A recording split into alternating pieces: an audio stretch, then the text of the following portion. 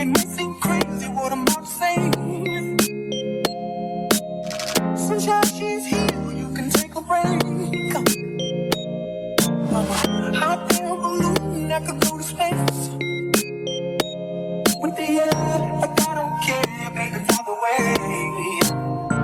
Because I'm happy. Clap along if you feel like a room without a roof.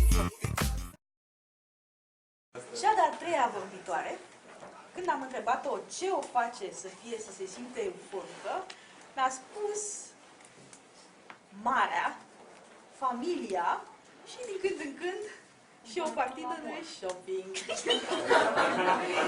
Sincer, eu te înțeleg perfect și cred că jumătate din sală te înțelege la fel.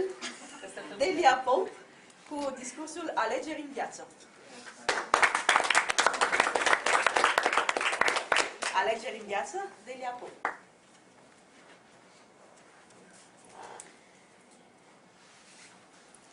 În viață facem multe alegeri. Unele mai dificile, altele mai ușoare. De fapt, în viață există permanent alegeri pe care le facem. Unele evenimente însă ne iau prin surprindere și aparent ne lasă fără posibilitatea de a face vreo alegere. Așa cum s-a întâmplat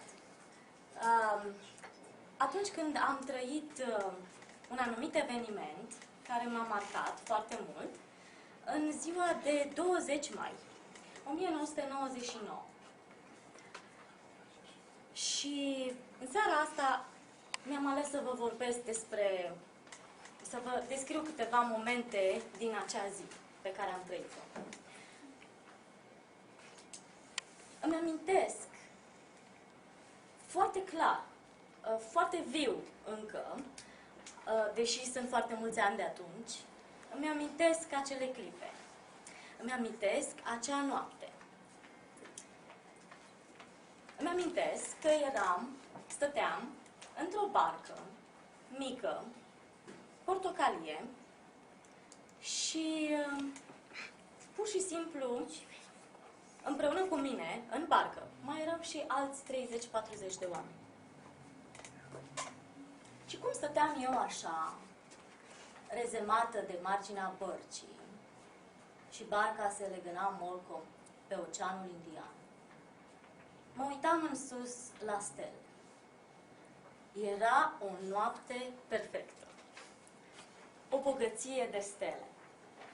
Și cum stăteam eu așa și admiram, nu mă mai săturam admirând cerul, lângă mine, cineva, la un moment dat, se întoarce brusc peste barcă, cu fața în jos spre mare și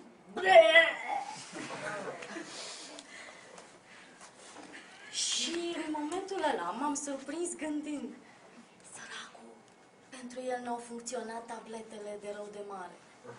Ce bine că pentru mine au mers.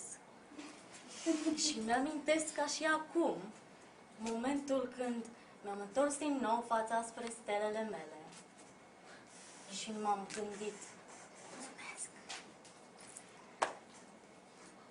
Din momentul acesta am simțit, m-a trezit, de fapt, o zarvă, o forfotă, care se întâmpla la bărcile celelalte, de lângă noi, și radiotransmițătoarele zburnăiau într-una.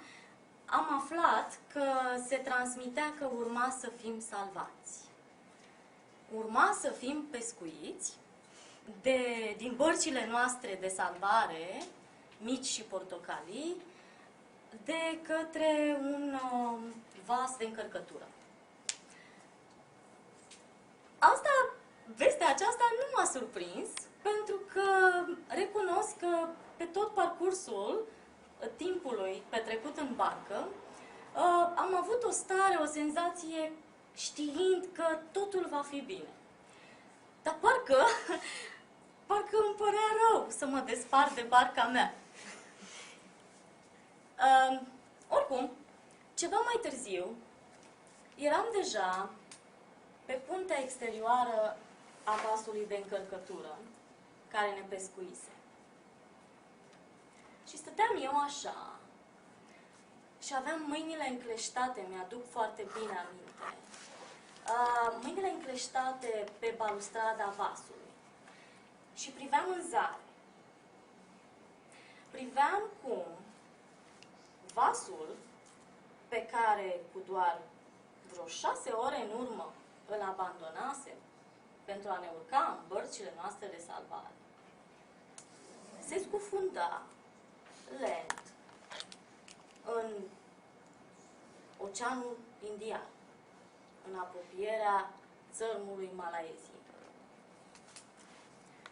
Și ați simțit vreodată acea încleștare, acel sentiment că ceva se întâmplă în jurul tău, ești acolo în mijlocul evenimentelor, dar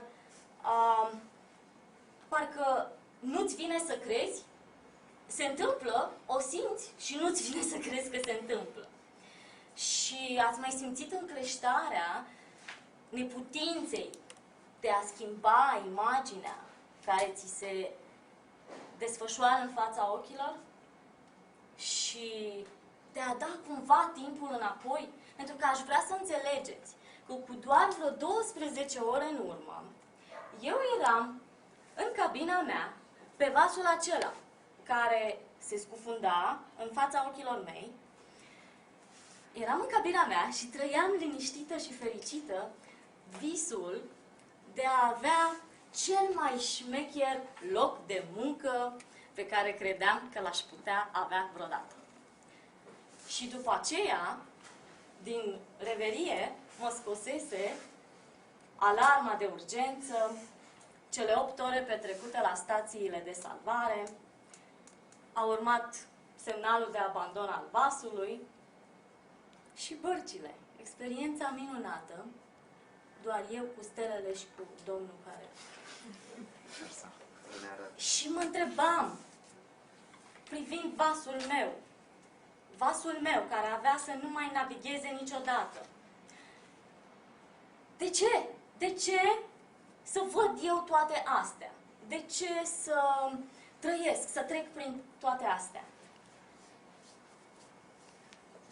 Dragii mei, spuneam la început că unele evenimente din viață ne lasă aparent fără posibilitatea de a alege.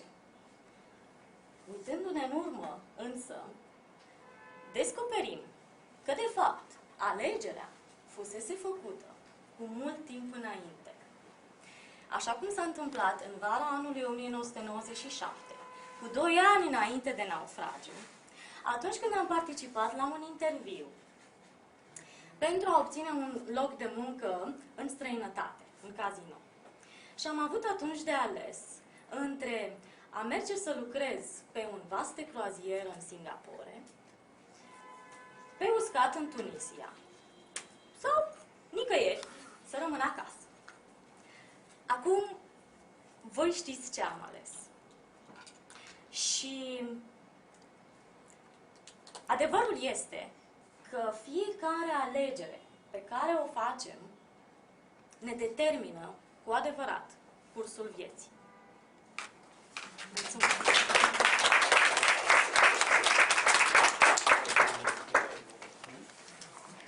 Trebuie să mai stau? Scuze! Un minut pentru feedback, pentru vorbitoarea,